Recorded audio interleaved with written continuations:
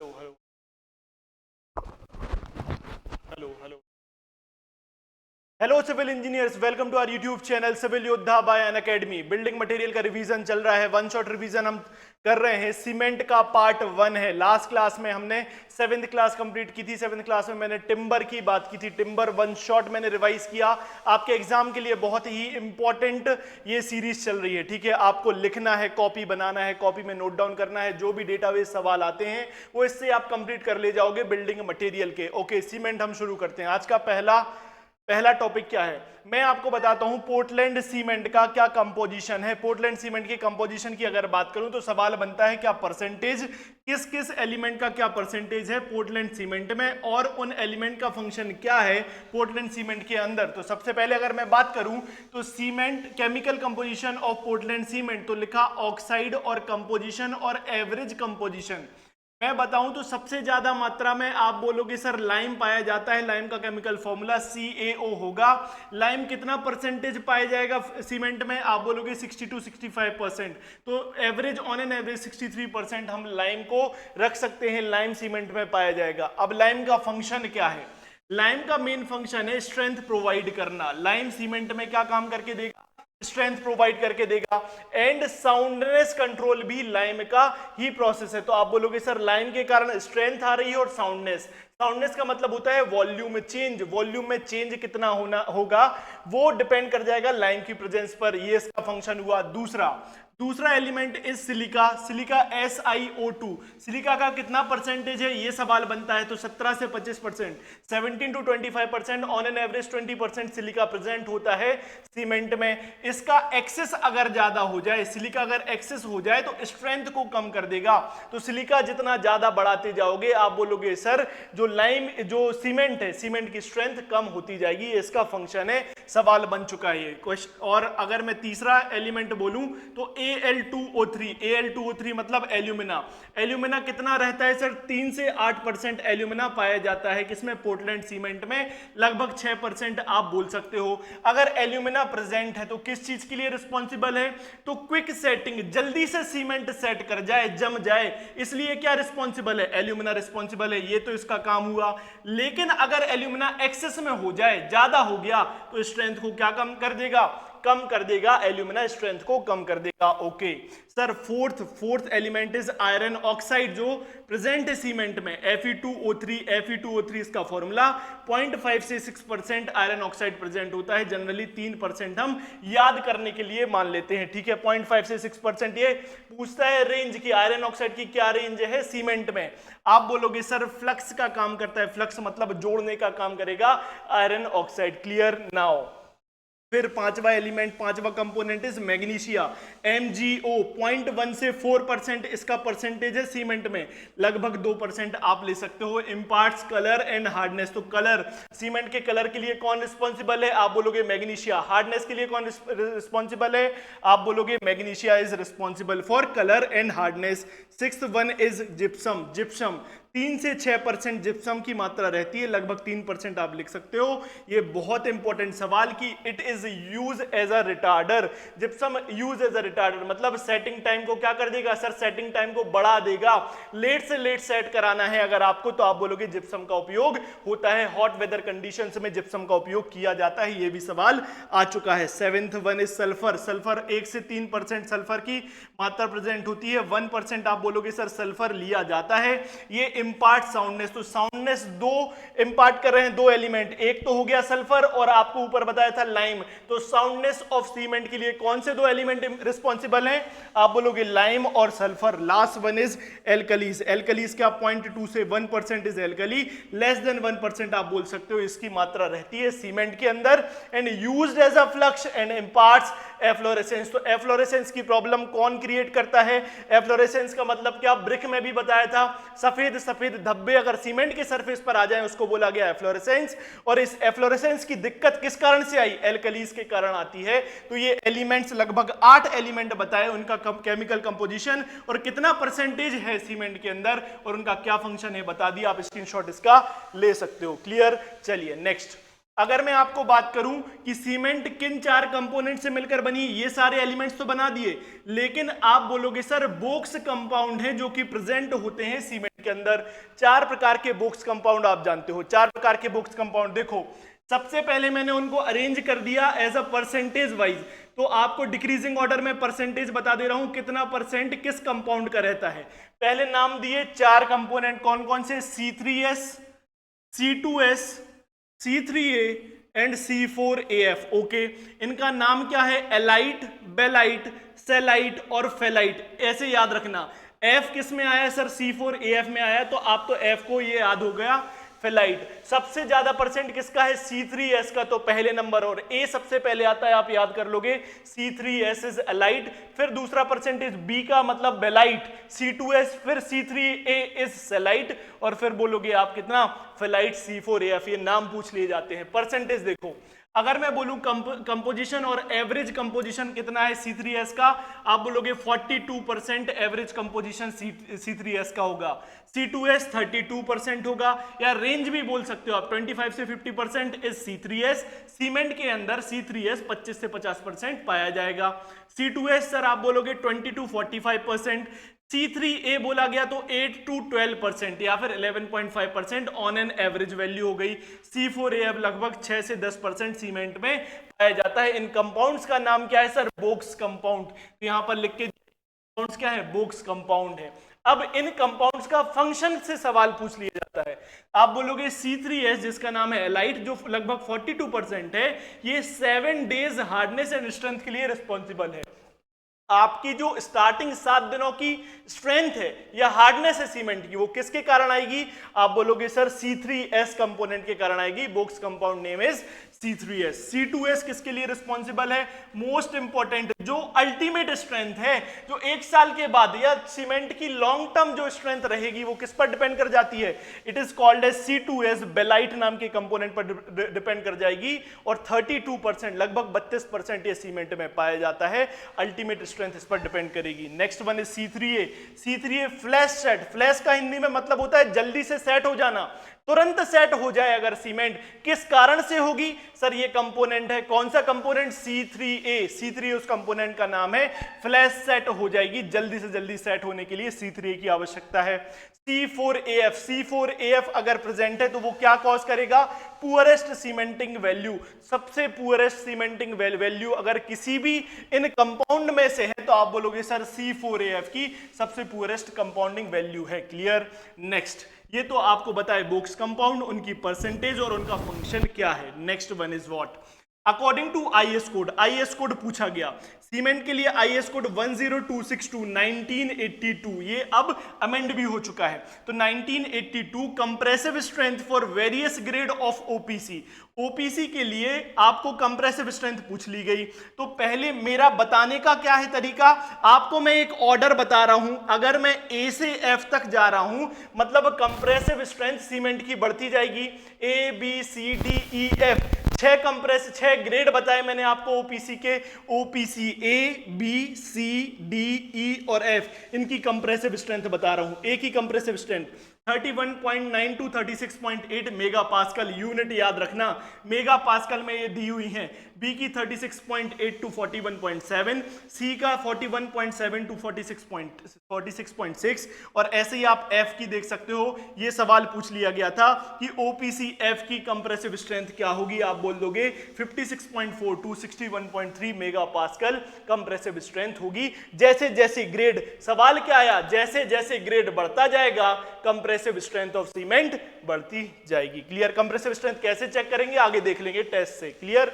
Next, अगर मैं बोलूं आपको कि एक मोस्ट फेमस सवाल बनता है, क्या? आपको ऑर्डर पूछ लेगा बॉक्स कंपाउंड का। बॉक्स कंपाउंड का ऑर्डर पूछेगा, किस बेसिस पर? 4 सवाल प्रायोरिटी वाइज पूछे जाते हैं। क्या? Strength, reaction with water, heat of hydration और रेट ऑफ हाइड्रेशन। ये शब्द याद रखना, किस चीज का ऑर्डर पूछा है, कंफ्यूजन नहीं होना चाहिए। तो लिख के दिया क्या? Decreasing order of box compound based on the following properties. Decreasing order है। अगर मैं बोलूं स्ट्रेंथ, तो स्ट्रेंथ सबसे ज्यादा कौन प्रोवाइड करेगा? आप बोलोगे सर C3S सबसे ज्यादा स्ट्रेंथ प्रोवाइड करता है, फिर C2S, फिर C3A, फिर C4AF। ये सीक्वेंस याद रहेगा, स्ट्रेंथ का सीक्वेंस है decreasing order. Next one is reaction with water, या आप बोलोगे हाइड्रेशन, पानी से जो रिएक्शन हो रहा है सबसे पहले कौन सा कंपाउंड रिएक्ट करेगा? आप बोलोगे सर C3A सबसे पहले जाके रिएक्ट करेगा, उसके बाद C4AF, फिर C3S, फिर C2S। ये सीक्वेंस है। सबसे लेट कौन कंपाउंड रिएक्ट करता है पानी से? आप बोल दोगे C2S। नेक्स्ट शब्द देखना, यहां लिखा है हीट ऑफ हाइड्रेशन। सबसे ज्यादा हीट ऑफ हाइड्रेशन मतलब जब पानी रिएक्ट किया सीमेंट से तो हीट इवॉल्व होगी। सबसे ज्यादा हीट कौन से कंपाउंड में इवॉल्व होगी? आप बोलोगे C3A। इसीलिए फ्लैश सेट मतलब जल्दी से सेट कर जाएगा सीमेंट। क्यों? अगर C3A प्रेजेंट है मतलब हीट ऑफ हाइड्रेशन ज्यादा, तो C3A, फिर C3S, C4A, फिर C2S। Okay sir. Next one is, शब्द पे ध्यान दो, रेट ऑफ हाइड्रेशन बदल दिया उसने। रेट का मतलब है कितने जल्दी कौन सा कंपोनेंट रिएक्ट करेगा। ये लिखा था हीट ऑफ हाइड्रेशन, हीट किसमें ज्यादा मिलेगी, अब लिखा है कितने जल्दी कौन सा कंपोनेंट रिएक्ट करेगा। आप बोल लोगे C4AF, उसके बाद C3A, फिर C3S, फिर C2S। ये डिक्रीजिंग ऑर्डर बता दिया। चारों नाम याद रखना, बस एक रट के मत चले जाना कि कौन सा सीक्वेंस है, याद रखना किस चीज के बारे में पूछा है। क्लियर? आप लिखते जाना ये अपनी कॉपी में। नेक्स्ट, अगर अब मैं बोलूं सवाल क्या बनते हैं, स्टेटमेंट वाले सवाल बनते हैं इन बॉक्स कंपाउंड से कि C3S की मात्रा ज्यादा हो गई या C2S की मात्रा कम हो गई या C3A की मात्रा ज्यादा हो गई, तो क्या इफेक्ट आएगा सीमेंट की प्रॉपर्टी में। जो जो स्टेटमेंट अभी तक पूछे गए हैं सारे लिख के दे रहा हूं, एक एक स्टेटमेंट इंपॉर्टेंट है। देखो, if quantity of C3S is increased and C2S is decreased, ये स्टेटमेंट लिखा होगा कि C3S की क्वांटिटी बढ़ा दी जाए और C2S की क्वांटिटी कम कर दी जाए तो क्या इफेक्ट आएगा। तो पहला statement, increases the rate of hardening, hard होने की, सीमेंट को प्लेस करने के बाद जो हार्ड होने की रेट है वो बढ़ जाएगी। Rate of heat of hydration and increases 28 days strength, तो अगर C3S बढ़ा और C2S कम हुआ तो आप बोलोगे रेट ऑफ हार्डनिंग बढ़ गई, rate of heat of hydration बढ़ गया और 28 डेज की स्ट्रेंथ बढ़ जाएगी। डिक्रीज क्या होगा? डिक्रीज द अल्टीमेट स्ट्रेंथ, क्योंकि C2S जो कंपोनेंट है या कंपाउंड है वो रिस्पॉन्सिबल है अल्टीमेट स्ट्रेंथ के, तो आप बोलोगे सर अल्टीमेट स्ट्रेंथ डिक्रीज हो जाएगी। Capability to resist the chemical and sulphur attack, तो सबसे ज्यादा इंपॉर्टेंट कंपाउंड C2S किसके लिए? सर सल्फर अटैक या केमिकल अटैक से अगर किसी भी स्ट्रक्चर को बचाना है तो कौन सा कंपोनेंट ये काम करेगा? सर आप बोलोगे C2S। अगर C2S डिक्रीज हो गया तो इसकी टेंडेंसी इससे बचने की कम हो जाएगी। क्या? बिल्कुल सर ये स्टेटमेंट लिख के दे दिया। सेकंड देखो, if fineness of cement is increase, मतलब फाइन सीमेंट हो गया। फाइन सीमेंट बोले तो क्या? सर फाइननेस मतलब है कि उसका जो स्पेसिफिक सरफेस एरिया या सरफेस एरिया है वो क्या बहुत ज्यादा बढ़ जाएगा, छोटा छोटा पार्टिकल। इसका रीजन क्या है? मैंने असर्शन रीजन की आपको एक सीरीज कराई हुई है, उसमें मैंने बताया था surface area, specific surface area क्या होता है, ये सब मैंने बता दिया। आप एक बार वीडियो में देख सकते हो। यहां पर रिवाइज कर रहे हैं, ज्यादा टाइम नहीं दूंगा।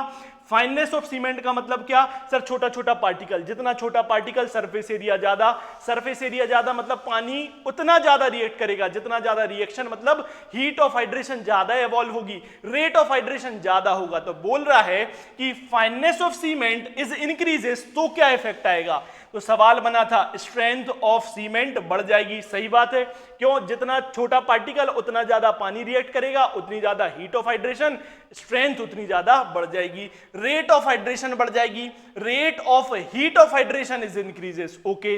Next, no effect on total heat of hydration. अगर आपसे कोई बोले कि फाइननेस बढ़ाने से जो हीट ऑफ हाइड्रेशन है, टोटल हीट ऑफ हाइड्रेशन अगर देखी जाए तो वो बढ़ जाएगी, गलत बात है।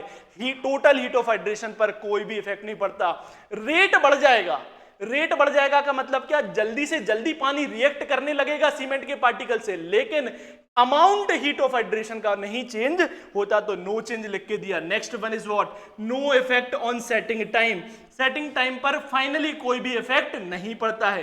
Rate of gain of strength increases, ये rate of gain of strength मतलब जल्दी से जल्दी स्ट्रेंथ का गेन होना इंक्रीज हो जाएगा अगर फाइननेस बढ़ जाएगी तो। वैल्यू ऑफ श्रिंकेज और कॉन्ट्रैक्शन इंक्रीजेस। अब खुद सोचो, फाइन सीमेंट जल्दी से जल्दी सेट होगी, जल्दी से जल्दी सेट होने का मतलब हार्ड होगी, हार्ड होगी तो वो सिकुड़ेगी, क्या श्रिंकेज बढ़ जाएगा क्या? यस सर, जितनी ज्यादा फाइननेस उतनी ज्यादा श्रिंकेज और कॉन्ट्रैक्शन बढ़ जाता है। साइड हो रहा हूं, आप स्क्रीनशॉट इसका ले सकते हो। Next is what? Percentage value of C3A is increases. अगर C3A की वैल्यू बढ़ जाए, अभी C3S बढ़ाया था, C2S कम था, फिर फाइननेस बढ़ाई आपने, अब आप C3A बढ़ा रहे हो तो क्या इफेक्ट आएगा? देखो, initial setting time is decreases. आपको बताया था फ्लैश सेट, फ्लैश का मतलब क्या होता है? जल्दी से सेट होना। C3A जो कंपाउंड था वो फ्लैश सेटिंग करा रहा था, जल्दी से सीमेंट को सेट करा रहा था ना। तो C3A अगर ज्यादा है तो इनिशियल सेटिंग टाइम कम हो जाएगा, क्या मतलब कम समय में जल्दी से सीमेंट सेट हो जाएगी क्या? तो वही लिख के दिया कि initial setting time is decreases, कम हो जाएगा सेट होने का समय, जल्दी सेट हो जाएगा वो। Okay, rate of hydration is increases. Rate, hydration की रेट बढ़ जाएगी अगर C3A ज्यादा है। तो यहां पर लिख के भी दिया था रिएक्शन विथ वाटर, या रेट ऑफ हाइड्रेशन किसकी ज्यादा? जहां C3A ज्यादा है। तो यहां पर लिख के भी आपको एक ऑर्डर बता दिया है। Next, the value of total heat of hydration is increases. C3A बढ़ने से टोटल हीट ऑफ हाइड्रेशन भी क्या हो जाती है? बढ़ जाती। देखो, हीट ऑफ हाइड्रेशन किस में ज्यादा है? अगर C3A ज्यादा है तो ये भी आपको पीछे मैंने बता दिया था। क्लियर है? नेक्स्ट अब क्या sir? There is no effect on strength. C3A के बढ़ने से स्ट्रेंथ पर या फिर बोलूं अल्टीमेट स्ट्रेंथ पर कोई भी इफेक्ट नहीं पड़ता है। Next one is what? If percentage value of C2S is increases and C3S is decreases. अब उल्टा, C2S बढ़ा दिया, अब C3S कम कर दिया तो क्या इफेक्ट आएगा? आप बोलोगे sir increases the ultimate strength. तो अल्टीमेट स्ट्रेंथ के लिए कौन रिस्पॉन्सिबल था? आप बोलोगे सर C2S। अब C2S बढ़ा दिया तो अल्टीमेट स्ट्रेंथ बढ़ जाएगी। Okay, the value of 28 days strength is decreases. तो 28 डेज की जो स्ट्रेंथ है, जो आपको 28 डेज की स्ट्रेंथ मिल रही थी, वो किस पर डिपेंड थी? सर ये C3S कम कर दिया तो 28 दिन के बाद जो स्ट्रेंथ मिलनी थी सीमेंट की वो कम मिलेगी। Next, increase the capacity to resist chemical attack. Chemical attack से कौन बचा रहा था? बचा रहा था, और वही आपने बढ़ा दिया तो यहां पर आप बोलोगे capacity to resist chemical attack बढ़ जाएगा। Value of total heat of hydration decreases. Total heat of hydration, तो हीट ऑफ हाइड्रेशन वैसे ही कम थी C2S की, आपने C2S को बढ़ा दिया तो हीट ऑफ हाइड्रेशन भी कम हो जाएगी। तो total heat of hydration decreases if what? C2S increases. Clear है ये बात? Now prefer in construction of hydraulic structure.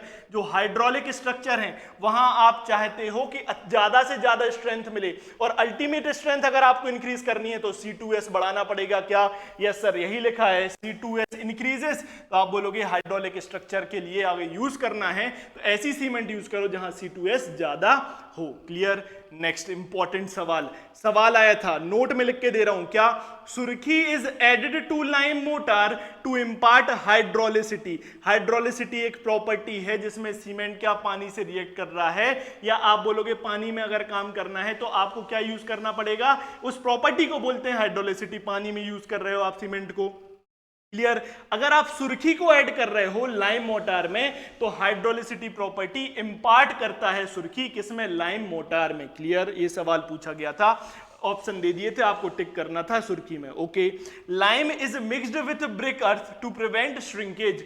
Shrinkage से बचाना है। श्रिंकेज मतलब कब होगा? सर जब एक्सेसिव ड्राइंग हो रही होगी। एक्सेसिव ड्राइंग हो रही है अगर ब्रिक अर्थ में। ब्रिक अर्थ का मतलब क्या है? वो मिट्टी जिससे आप ब्रिक बना रहे हो उसमें एक्सेसिव ड्राइंग हो रही है।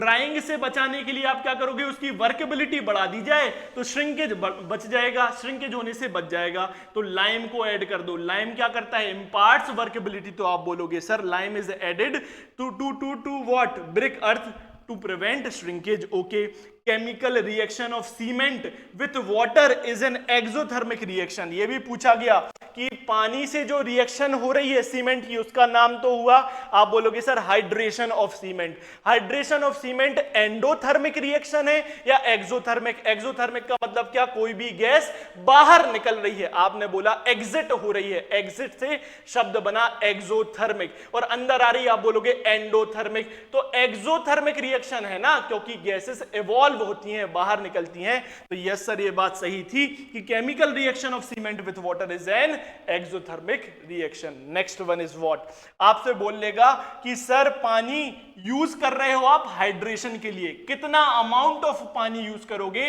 हाइड्रेशन के लिए, सवाल बनता है। तो बाय वेट ऑफ सीमेंट आपको पानी बता दे रहा हूं। पानी का जो उपयोग है वो हाइड्रेशन के लिए यूज हो रहा है, दो प्रकार से यूज होता है, एक बाउंड करने के लिए और एक जेल बनाने के लिए। तो बाउंड वाटर अगर शब्द लिख के दे तो आप बोलोगे सर लगभग 23% by weight of cement use होगा फॉर बाउंड वाटर, और अगर आपसे बोले जेल बनाना है तो आप बोलोगे लगभग 15% of weight of cement use होगा जेल वाटर के। तो अगर आपसे ये दोनों चीजें ना लिख के दे और बोले कम से कम इतना पानी तो चाहिए for fully hydration of cement, तो आप टिक लगाओगे 38% बाय वेट ऑफ सीमेंट। आप बोलोगे sir total minimum water for complete hydration 38%। तो आपसे पानी ही पूछेगा लेकिन तरीके बदल दिए, आपका आंसर चेंज हो जाएगा। आपसे बोले बाउंड वाटर, आप बोलोगे 23%, जेल वाटर 15%, और टोटल हाइड्रेशन के लिए कम से कम कितना पानी चाहिए, आप बोल दोगे 38% पानी चाहिए। क्लियर? तो ये तो फिर से लिख दिया कि cement reaction is an exothermic reaction. Next आपसे बोलेगा सीमेंट के टेस्ट बताओ। तो आज की क्लास में मैं आपको ये सारे टेस्ट बता दे रहा हूं। कौन से? Physical test. आपके पास सीमेंट है, सीमेंट की बोरी आपने देखी, सीमेंट को आपने देखा, सबसे पहले आप कर रहे हो कलर टेस्ट। आपने जैसे ही सीमेंट को देखा तो कैसा कलर होना चाहिए, ये फिजिकल काम कर रहे हो ना, आप देख रहे हो, तो टेस्ट को नाम दिया फील्ड टेस्ट और फिजिकल टेस्ट ऑफ सीमेंट। देखा आपने क्या? Colour test. तो colour of OPC should be greenish grey. कैसा कलर होना चाहिए? अच्छी अगर ओपीसी सीमेंट है आप बोलोगे सर इसका कलर ग्रीनिश ग्रे टाइप का होना चाहिए। Okay. Second is lump test. Lump मतलब क्या? गांठ बन जाना। आपने बोरीली सीमेंट की, उसमें हाथ डाला, उसमें हाथ डाल के आपने देखा अच्छा सीमेंट में कोई भी गांठ नहीं होनी चाहिए, लम्प्स नहीं होने चाहिए, तो आप बोलोगे cement should be free from presence of any lumps, नहीं होना चाहिए। फिर आता है फ्लोट टेस्ट। फ्लोट टेस्ट मतलब क्या? आपने सीमेंट को उठाया, मुट्ठी में एक बकेट रखी, बकेट में थ्रो कर दिया, बकेट में क्या भरा था? पानी। आपने देखा सीमेंट को थ्रो किया, जो सीमेंट आपने थ्रो की है पानी में वो सेटल कर जानी चाहिए, अगर वो सेटल नहीं कर रही है, फ्लोट कर रही है, तो बेकार है। आप बोलोगे sir cement particle should sink. Sink मतलब सेटल कर जाना, डूब जाना। In water it should not float over the water surface, water की सरफेस पर फ्लोट नहीं करना चाहिए। फ्लोट टेस्ट से आपने बताया। Next is a temperature test. जो सीमेंट की बोरी आपने ली है जिसमें सीमेंट भरी हुई है उसका टेम्परेचर चेक करना है। सीमेंट की बोरी में जब आप हाथ डालोगे तो आपको ठंडा ठंडा महसूस होना चाहिए, अगर ठंडा महसूस हो रहा है आप बोलोगे सर ये सीमेंट सही है। तो लिख के दिया thrust your hand into the cement bag, it must give you a cool feeling. कैसी फीलिंग आनी चाहिए? Cool feeling. यहीं से सवाल बना देता है, कूल फीलिंग आनी चाहिए या हॉट फीलिंग आनी चाहिए, आप बोल दोगे सर कूल फीलिंग आनी चाहिए अगर बोरी के अंदर हाथ डाल रहे हैं हम सीमेंट की। Next one is rubbing test. Rubbing test मतलब क्या? सर आपने सीमेंट को उठाया, अगर आपको चिकनाहट महसूस हो रही है आप बोलोगे सर बिल्कुल सही है, अच्छी सीमेंट है। तो when cement is rubbed between fingers there should be smooth feeling, smooth feeling आपको आना चाहिए, तो आप बोलोगे yes it is a good cement. Now smell test. Smell test इसमें सूंघना नहीं है कुछ। स्मेल टेस्ट क्या है? सर आपने सीमेंट का पेस्ट बनाया, सीमेंट का पेस्ट बनाया, वो स्टिकी होना चाहिए, चिपचिपा होना चाहिए। बोला गया ये कैसे करोगे? इसका नाम दिया स्मेल टेस्ट। स्मेल टेस्ट से आप कंफ्यूज मत होना, ये स्टिकी सीमेंट का पेस्ट बना के उसको क्या करना, देखना, अगर वो स्टिकी है, चिपचिपा है, आप बोलोगे बिल्कुल सही बात है। तो a thin paste of the cement with should feel sticky between the fingers, इसको बोला गया smell test. Next one is strength test. अब क्या सर आप एक ब्लॉक बनाओगे, क्या साइज पूछ लेगा। स्ट्रेंथ टेस्ट अगर फील्ड में बात कर रहे हो, अब ध्यान से देखना, नेक्स्ट क्लास में मैं आपको लैब के टेस्ट बताऊंगा। लैब टेस्ट में जो आप मोल्ड बना रहे हो उसकी साइज बदल दी जाएगी।